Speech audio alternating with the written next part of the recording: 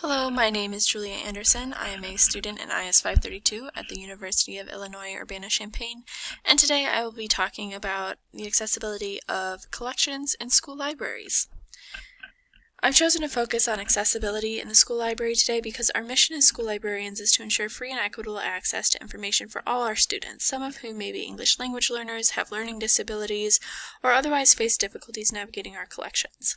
To do this, we must be proactive. This position is supported by numerous statements from the American Library Association, such as Services to People with Disabilities and Interpretation of the Library Bill of Rights. So, how do we actually go about doing this? Today, I'm going to offer suggestions for improving accessibility through cataloging, signage and displays, and providing a diverse array of material types. The importance of cataloging and ensuring the accessibility of the collection might be self-evident. You can't access what you can't find. A good catalog allows users to easily locate what they're searching for, typically through a keyword search or by searching for the specific author or title if known. In school libraries specifically, keyword searching is prevalent. A good catalog will have subject headings that are specific enough to avoid returning irrelevant results, but thorough enough not to leave out too many that might fit what the searcher wants. When cataloging your collection, you will almost certainly be using a controlled vocabulary. This is exactly what it sounds like. A standardized set of terms to prevent items from being lost in the catalog. According to a 2015 study, as much as 27% of relevance results may be lost without the use of controlled vocabulary, even with the inclusion of other types of metadata. The Library of Congress subject headings are the overwhelmingly popular choice for controlled vocabulary in libraries. The beauty of a controlled vocabulary is that once a searcher identifies the correct terminology, secondary education instead of high school, for example, they're able to access a wealth of information on that topic. But the students in your school library probably won't use terms like secondary education. They'll search for high school. So instead of using the Library of Congress subject headings, which can be formal and are frequently criticized for being outdated, many school libraries use the Sears list of subject headings.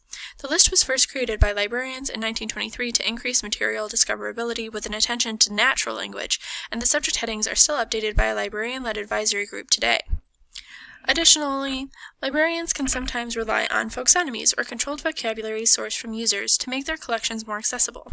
Allowing students to nominate terms they'd like to see added to the catalog's searchable keywords, neurodivergent or ASD for example, can help students feel a greater claim on the library's collection and make it easier for students to search the terms they would actually apply to specific topics.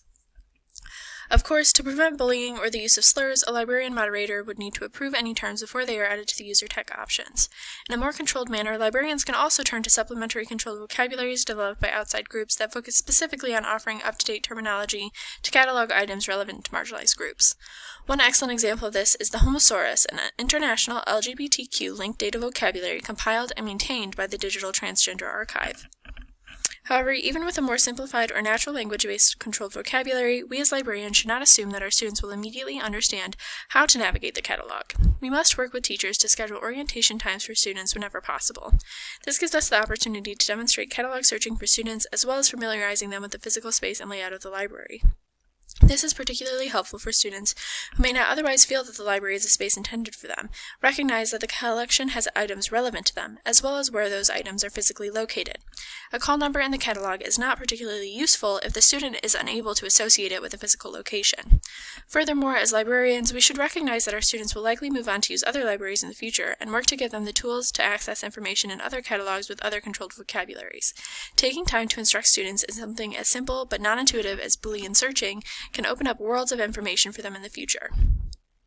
As I mentioned earlier, finding an item in the catalog isn't useful to a student if they're unable to translate that entry into a physical location.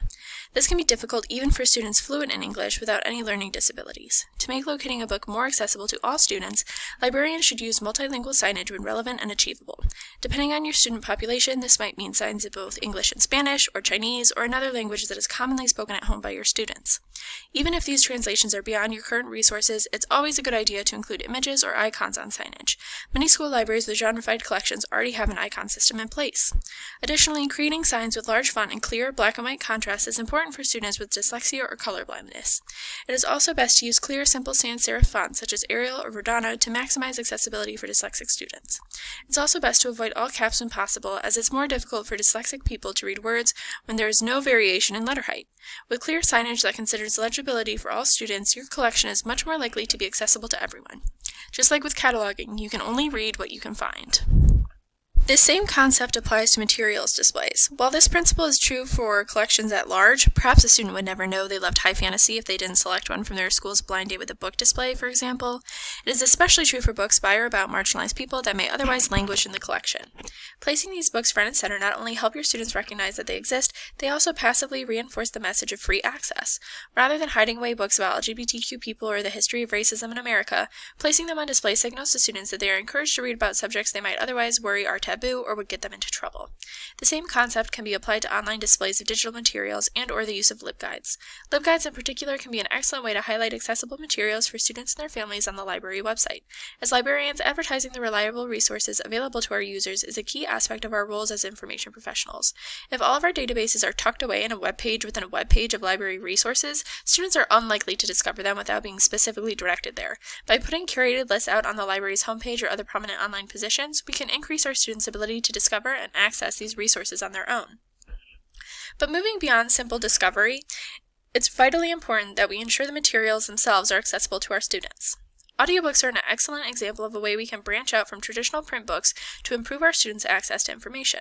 According to Barbara Machiski, a collection of books on tape or CD is appreciated by ELL teachers who, most likely, have a listening center in their classrooms.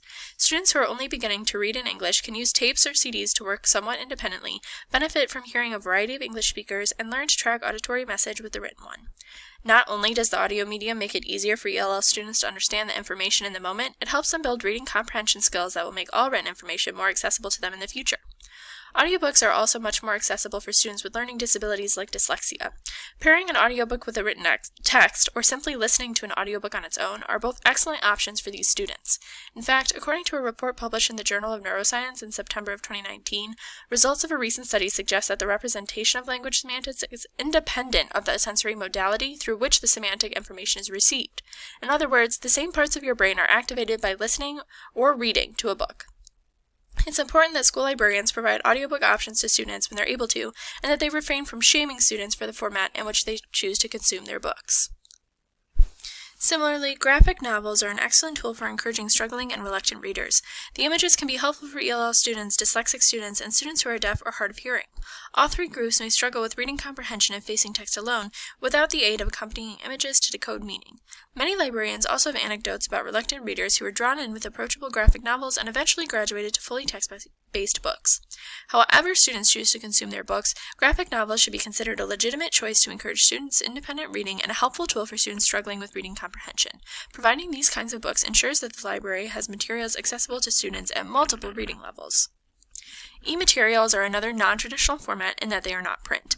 The immediate accessibility of ematerials are one of their obvious advantages. If a student is at home and decides they want to read an ebook from the collection, they don't have to wait until school opens again.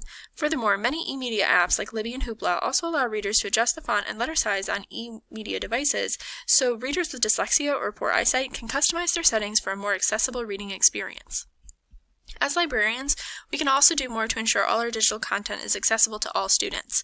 Now more than ever with the COVID-19 pandemic, having content accessible from home is extremely important. Although librarians often don't have direct control of the digital resources we subscribe to, we can advocate for students by identifying vendors with accessible content, encouraging user testing, providing feedback to vendors for user accessibility improvement, and adopting accessibility language in our agreements with vendors. In fact, libraries can and have worked together to identify which vendors provide accessible content, developing a sort of professional network of recommendations called the VPAT repository. While it is important that libraries continue advocating for accessibility with vendors, libraries must also examine areas where they do have direct control over digital content and ensure those areas are universally accessible. A school library website, for example, may have a homepage with scrolling images promoting an upcoming program, a search box for the library's catalog, colorful backgrounds, and text and fonts and sizes. While one user may find this dynamic web layout interesting and pleasantly interactive, Monty Junis of the Michigan State University asks information professionals to consider others who view it as a digital obstacle course.